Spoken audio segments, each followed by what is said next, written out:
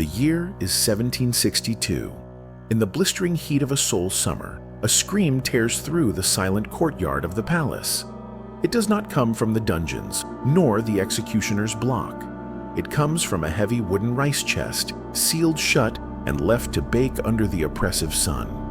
The voice belongs to Crown Prince Sado, heir to the throne, the future of the Joseon dynasty. He was once the brilliant hope of the nation, but now he is trapped, suffocating in the dark, his fingers splintering against the wood. And the man who condemned him to this slow, agonizing death was not a foreign enemy or a treacherous courtier. It was his own father, King Yeongjo. This was no clean beheading, no honorable cup of poison. This was a spectacle of cruelty and execution designed to be a drawn-out, horrifying ordeal. It begs the question that must have been whispered in the terrified halls of power. What could possibly drive a father to murder his own son in such a calculated, grotesque fashion? What crime could possibly fit such a punishment? This wasn't just an execution.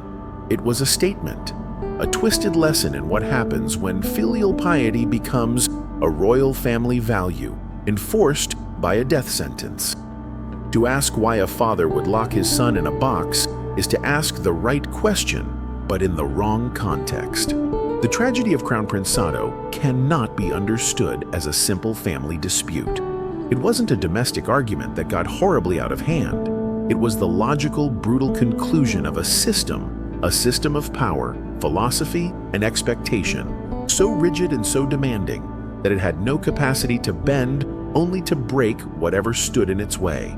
To understand the why, we must first understand the world that built the box, a world that saw it not as an instrument of murder, but as a terrible, necessary solution. Our story takes place in the kingdom of Joseon, modern-day Korea, in the mid-18th century.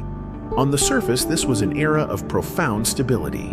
After centuries of devastating invasions from the Japanese and the Manchus, Joseon had settled into a long, insulated peace. It was a kingdom that had turned inward, governed by a class of scholar officials who valued order, ritual, and philosophical purity above all else. But beneath this calm, scholarly veneer, the court was a cauldron of vicious, high-stakes, psychological warfare. The air in the royal palace wasn't filled with the clash of swords, but with the rustle of silk robes, the scent of ink on parchment, and the suffocating silence of a room where a single poorly chosen word could lead to your ruin. This was a government of whispers, of factions, of secrets, written in elegant calligraphy. It was a place where honor was paramount and mercy was in very short supply. To operate in this world, you had to understand its unwritten rules, its social operating system. And in 18th century Joseon, that operating system was a strict, all-encompassing ideology known as Neo-Confucianism. Now, when we hear philosophy, we might think of gentle debates in a university classroom. This was not that. Neo-Confucianism in Joseon was less a philosophy and more a totalitarian social blueprint, a rulebook that governed every conceivable aspect of human interaction. Imagine the most toxic, micromanaged workplace you can possibly envision. A place where the employee handbook is 1,000 pages long, written in classical Chinese, and failure to adhere to Section 3, Subsection B, Paragraph 4. The correct angle for bowing to a superior is not just a write-up from HR, but could lead to your entire family being exiled to a remote island with questionable seafood. That was the Joseon court. It was a system built on a fragile, intricate pyramid of rituals, duties, and above all, a concept that formed the very bedrock of their universe, filial piety. For them, hyo, or filial piety, wasn't just about respecting your elders. It was a cosmic principle. A son's absolute, unquestioning obedience to his father was a mirror of a subject's obedience to his king, which in turn was a mirror of humanity's obedience to the will of heaven. To displease your father wasn't just a family faux pas. It was to introduce a crack into the very fabric of the cosmos. It was a form of spiritual treason. And in this entire pressure cooker kingdom, No one felt the crushing weight of this principle more than the man born into the single worst job in the land, the Crown Prince. Being the Crown Prince of Joseon wasn't like winning the lottery. It was like being appointed the lifelong unpaid intern for the most demanding CEO on earth, a CEO who also happens to be your dad and who secretly suspects you're an idiot. Your entire existence from the moment you awoke to the moment you slept was a performance review. The books you read, the friends you made, the tone of your voice, the way you held your chopsticks, it was all being watched, judged, and graded by a legion of scholar officials who saw you not as a young man, but as a symbol of the dynasty's future health. Every day was a final exam, and failure meant disgracing not just yourself, but your ancestors and the kingdom itself. The pressure was absolute, constant, and dehumanizing. You were not a person. You were a project. And this brings us to the key players in our tragedy, the architects, and the victim of this impossible system. First, there is the father, the king, the chief architect of the box, King Yeongjo. To be fair, Yeongjo was by many metrics an incredibly successful monarch. He ruled for over 50 years, one of the longest reigns in Korean history. He was shrewd, intelligent, and a master politician. He reformed the tax code, stabilized the government, and was known for his personal frugality and dedication to Confucian principles. But the very qualities that made him an effective king, his obsessive attention to detail, his demand for absolute perfection, his rigid adherence to protocol, made him a catastrophic father. His own path to the throne had been complicated, tainted by rumors that his mother was a low-born palace servant. This insecurity fueled a lifelong obsession with legitimacy and flawless conduct. He saw his son, Sado, not as a child to be nurtured, but as his most important and ultimately his most disappointing project. He was a manager who could not understand why his star employee kept failing to meet his KPIs, blind to the fact that his management style was the very thing causing the breakdown. Next, we have our victim, the project that failed Crown Prince Sado.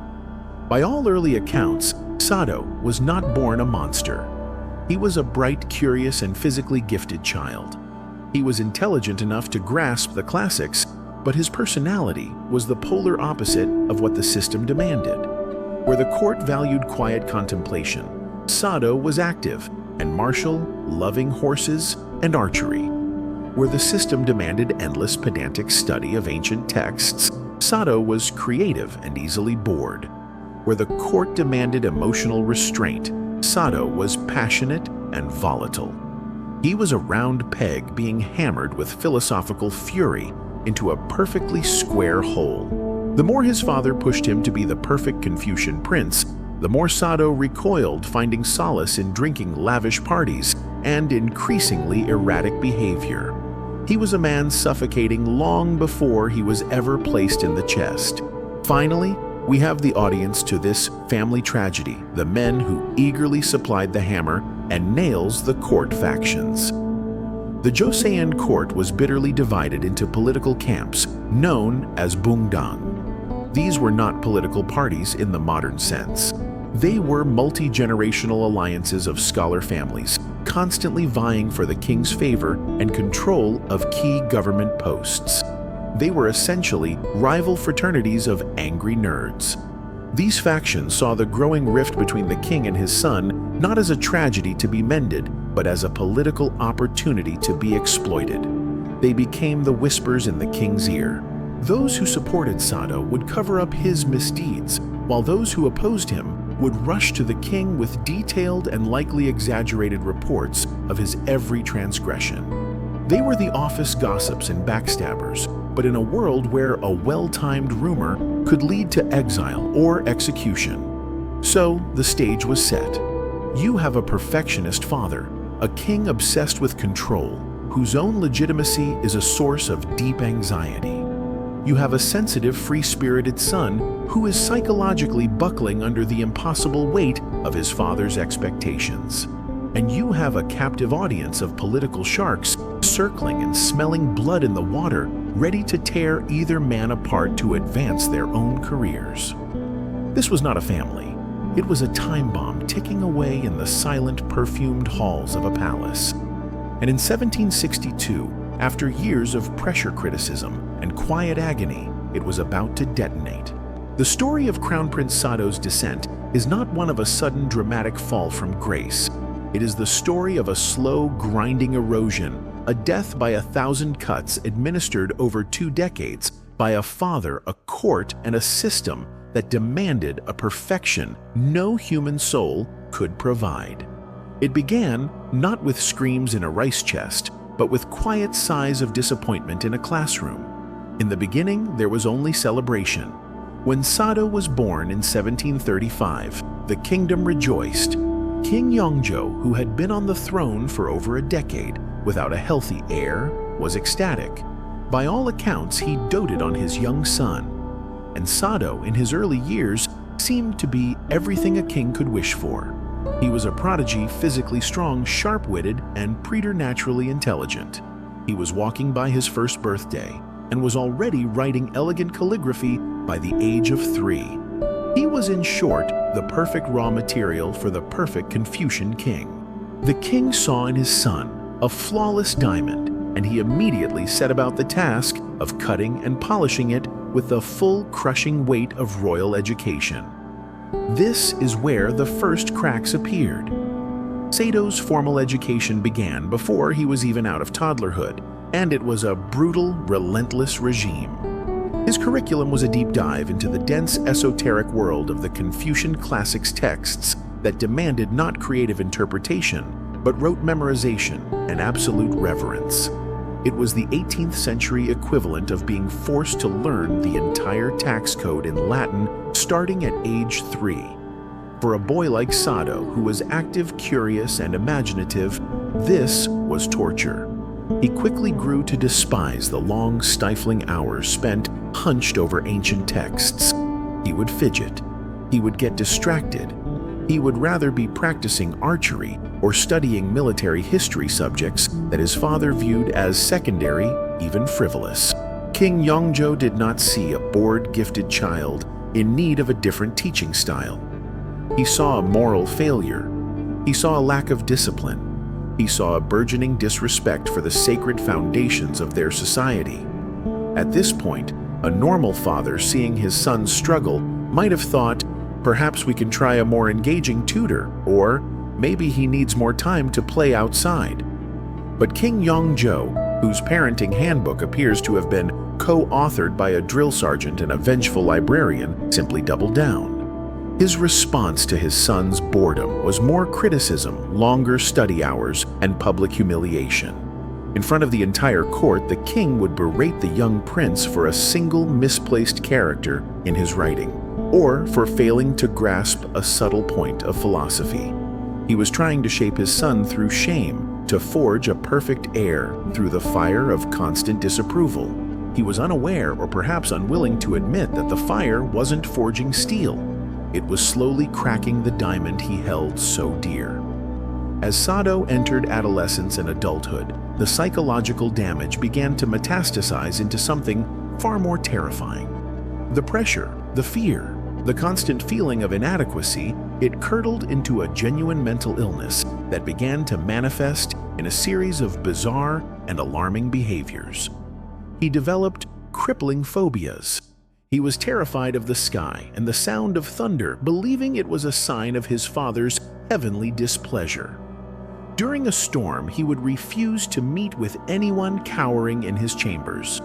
He also developed a severe obsessive-compulsive disorder related to his clothing, a condition known as webyung. Getting dressed in the morning became an agonizing hours-long ordeal. If a single garment was not perfectly folded or felt wrong in some infinitesimal way, he would fly into a rage, screaming that it was a bad omen. He would often burn entire wardrobes of exquisite, expensive silk robes in a fit of panicked fury, convinced they were cursed. It was the desperate ritual of a mind trying to find some small measure of control in a life where he had none. In a move of spectacular misjudgment, King Yeongjo decided that what his clearly unwell son needed was more responsibility. He made Sado Prince Regent, forcing him to rule in the king's stead. It was the ultimate form of micromanagement. Yeongjo basically told his son, "You're in charge now, but I'll be standing right behind you, and every time you make a decision, I'll sigh loudly and make a note of it in your permanent record." For Sado, this was not an opportunity. It was a nightmare. Terrified of his father's inevitable criticism, he became paralyzed by indecision. He would often refuse to make rulings, further infuriating the king and convincing him that his son was not just flawed, but fundamentally incompetent. The pressure continued to build, and Sado's mind unable to lash out at the source of its torment, his father the king began to lash out at those who were powerless. This is the darkest chapter of his descent. He became violent. In fits of uncontrollable rage, he would brutally beat palace eunuchs and court ladies, sometimes to death. It is here that the narrative of Sado as a monster takes root. His actions were horrific and inexcusable, but they were not the calculated cruelty of a sadist. They were the explosive, desperate acts of a man in the grip of a severe, untreated mental illness, a man whose psychological agony had finally found a physical and fatal outlet. His behavior grew more and more bizarre. He would leave the palace in disguise, wandering the streets and drinking with commoners. He became obsessed with the supernatural, inviting shamans into the palace. He even built a mock tomb for himself on the palace grounds, a place where he could retreat from the world, a dress rehearsal for the death he seemed to both fear and crave. He was a man coming apart at the seams, and the entire court was watching. And this is where the political sharks began to circle. The factions who had long opposed Sado saw his tragic illness as their greatest political weapon. They seized their moment. Every scream, every broken vase, every rumor of violence was meticulously documented, embellished, and delivered directly to the aging king's desk. They painted a picture of a bloodthirsty, insane tyrant in waiting who posed a direct threat to the safety of the dynasty. They transformed a man's mental health crisis into a national security threat. For King Yeongjo, this was the final unbearable straw. He was an old man now. He had spent 50 years building a legacy of stability and perfect Confucian order. Now that legacy was being threatened by his own son, his heir, who had become a source of chaos, violence, and profound royal embarrassment. The project had failed. The diamond was not just flawed, it was shattered. A decision had to be made. The logic that followed was as cold and hard as a winter stone. Sado could not be allowed to inherit the throne. He had to be removed. But how a simple execution by beheading or poison would be an official admission of criminality. It would taint the royal bloodline forever, and more importantly, it would delegitimize Sado's own son, Yeongjo's grandson, and the only viable heir left. A trial was out of the question, so the king devised a solution of horrific ingenuity. A loophole, a way to kill his son without formally executing him. On a blistering summer day in 1762, he summoned the crown prince to the palace courtyard. In front of the assembled court, King Yeongjo publicly stripped Sado of his title. He was no longer the heir. He was a non-person. Then the king issued his decree.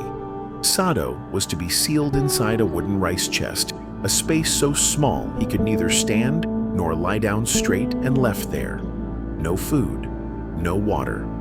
The lid of the rice chest closed, not just on a man, but on a failed project, a broken prodigy, and the dark, twisted conclusion of a father-son relationship defined by impossible expectations. For 8 days, the screams echoed through the palace. And then there was silence. The screams from the rice chest have faded into the silence of history. The body of the prince has been buried, and the official story carved in the stone of royal records and whispered by terrified courtiers has begun to set. It's a story written by the victors, in this case by the grieving father, who gave the order, and the political allies who benefited from it. But history is a crime scene, and it's our job to look past the official report and dust for prints. So let's step out of the stifling heat of the courtyard and into the cold, analytical light of the chamber. This is where we stop taking history at its word. This is where we perform the autopsy. The body on the table is not the prince himself, but the very narrative of his madness. The cause of death is officially listed as justifiable filicide. Our job is to determine if it was actually murder by 1,000 cuts. First, we must examine the official story, the narrative that King Yeongjo and his court carefully constructed to explain the unthinkable. It is the prosecution's case against the dead prince, and it is a tale of pure, unadulterated horror. According to this version of events, Prince Sado was not merely mentally ill. He was a depraved monster, a creature of unrestrained depravity, who had long since forfeited any claim to humanity. The list of his alleged crimes is as long as it is shocking. They claimed a serial rapist who prowled the palace at night. He was a sadist who had for sport murdered and maimed over 100 palace staff, from eunuchs to court maids. He was a drunkard who would sneak out of the palace to engage in debauchery. And most damningly, he was a traitor. They whispered that Sado, in his madness, was plotting a coup, that he had intended to storm the king's quarters and murder his own father to seize the throne. It's a neat, tidy package. It's dramatic, it's terrifying, and it has one key strategic advantage: it makes King Yeongjo's actions seem not just justified, but tragic and heroic. He was not a cruel father killing his son. He was a righteous king making an agonizing choice to save his kingdom from a monster. He was the protector of the realm, forced to excise a cancerous tumor to save the body politic. It's a fantastic story, a masterpiece of political spin designed to obscure a much more inconvenient and heartbreaking truth. Now let's dismantle it. Exhibit The Memoir of a Grieving Wife. Our first and most crucial piece of counter-evidence comes from the person who knew Sado best, the woman who shared his bed and witnessed his descent firsthand, his wife, Lady Yeongjo. Decades later, as a grandmother, she wrote her memoirs, a devastating, intimate account of her life in the palace. And her testimony is the key that unlocks the chamber door. Lady Yeongjo does not write a hagiography. She does not absolve her husband of his terrible actions. She confirms the rages. She confirms the violence. She confirms the bizarre, terrifying behavior. She does not hide the horror, but critically she provides the one thing the official record deliberately omits: the context. Her memoir is not the story of a monster, but the story of a man suffering from a severe, progressively worsening mental illness. She chronicles his crippling anxiety, his deep-seated paranoia, and the debilitating phobias that ruled his life. She describes his obsession with his clothing, where a single misplaced seam could send him into a day-long rage. She details his terror of thunder, which he believed was a direct sign of his father's anger. Most importantly, she paints a heartbreaking picture of cause and effect. Sado's violent outbursts, she writes, were not random acts of cruelty. They were almost always preceded by a terrifying episode of anxiety or a brutal confrontation with his father. King Yeongjo would publicly humiliate him, berate him for some minor flaw, and this public shaming would send Sado spiraling. He would retreat into his chambers, consumed by fear and rage, and it was then that he would lash out at those around him. In her telling, Sado was often horrified and remorseful after these episodes, aware that he had lost control, but powerless to stop it from happening again. The man in her book is not a cold-blooded killer. He is a terrified, tormented soul, trapped in a mind that had become his own personal prison, a prison whose walls were being built brick by brick by the relentless pressure from his own father. Her memoir doesn't argue for Sado's innocence, but it presents a powerful case for a diagnosis of insanity over inherent evil. It is Exhibit A for the defense.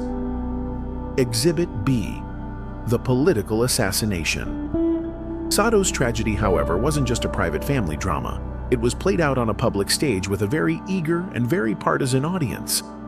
To fully understand his death, we must look beyond the family and examine the political motives of the men whispering in the king's ear. The Joseon court was, as we've established, bitterly divided into factions. King Yeongjo's government was dominated by one powerful group, the Noron faction.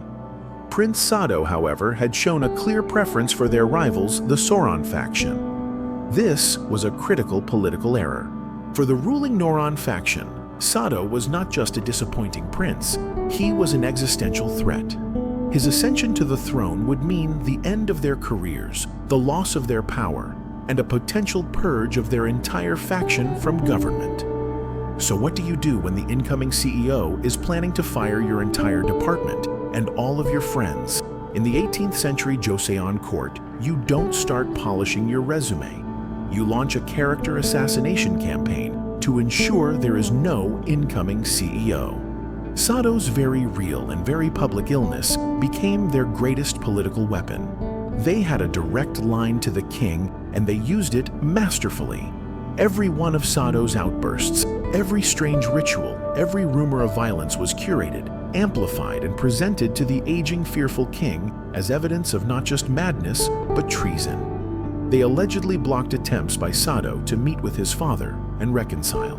They interpreted his every action in the most sinister light possible. Was the prince practicing archery? They would suggest he was training an army for a coup. Was he digging a basement? They would claim he was hiding weapons. They systematically transformed a sick man into a political monster in the eyes of his own father. The final decision may have been the king's, but the script was written by his son's political enemies. The death in the rice chest, then, was not merely a tragic case of filicide. It was a political assassination masterfully executed by manipulating the one man with the authority to carry it out. So what then was the real curse that afflicted Prince Sado? What was the true nature of his cursed chamber? The curse wasn't a flaw in his blood or a demon in his soul. The cursed chamber wasn't the rice chest he died in. The true cursed chamber was the entire Joseon system. It was a system built on the rigid, unyielding pillars of filial piety and royal perfection. It was a system that had no vocabulary for mental illness, no room for human error, and no capacity for empathy when protocol was at stake. Sado was born to be the flawless, shining cog in this grand machine of state, but his mind was not built for its perfect, symmetrical demands. He was a human, flawed, and broken component, and when he began to rattle, when his brokenness threatened the smooth operation of the machine, the system's only solution was to discard him. His father, King Yeongjo, was both a grieving parent and the machine's unforgiving operator, a man who ultimately chose the cold logic of the system over the messy, inconvenient reality of his own son's humanity. The lid of the chest closed, and the machine whirred on. The case file is closed, the evidence has been weighed, the motives exposed, and the dark, suffocating chamber of the Joseon court has given up its secrets. We can now step back from the crime scene of history and deliver our final verdict on the tragedy of Crown Prince Sado. The verdict from this cursed chamber is this: Crown Prince Sado was not a monster. Was he in the final years of his life a difficult, violent, and dangerous man? The evidence is undeniable. Absolutely. But this was not the man he was born to be. He was a man broken on the anvil of his father's relentless perfectionism and hollowed out by the parasitic intrigues of the court. He was a man suffering from a profound and untreated mental illness, an illness that was not the cause of the tragedy, but the result of it. Perhaps what he truly needed was a good therapist and a long vacation. But in 18th century Joseon, the only state-sponsored mental health care on offer was an 8-day stay in an airtight wooden box. The official story of a depraved killer was a convenient fiction. a political epitaph written to justify the murder of a prince who had become a profound political and personal liability. But the closing of a case file is not the end of the story. The death of a single man, even a prince, is but a stone dropped into the deep pond of history. We must now watch the ripples spread, for the echo of Sado's death would shape the destiny of the kingdom for a generation. The most immediate and most significant ripple effect was the man who was, by this tragedy, propelled toward the throne, Sado's own son, Yi-san, who would become the great King Yeongjo. As a young boy, Yeongjo had been a witness to his father's agony. He was there. He heard the screams. He understood what was happening. This event became the foundational trauma of his life, a scar on his soul that would inform every decision he made as king. The system that had murdered his father now looked to him as its savior. It's one of history's cruelest ironies, a golden age built upon the foundation of an unspeakable family tragedy. King Yeongjo's entire 24-year reign can be understood as a quiet, brilliant, and lifelong quest to restore his father's honor.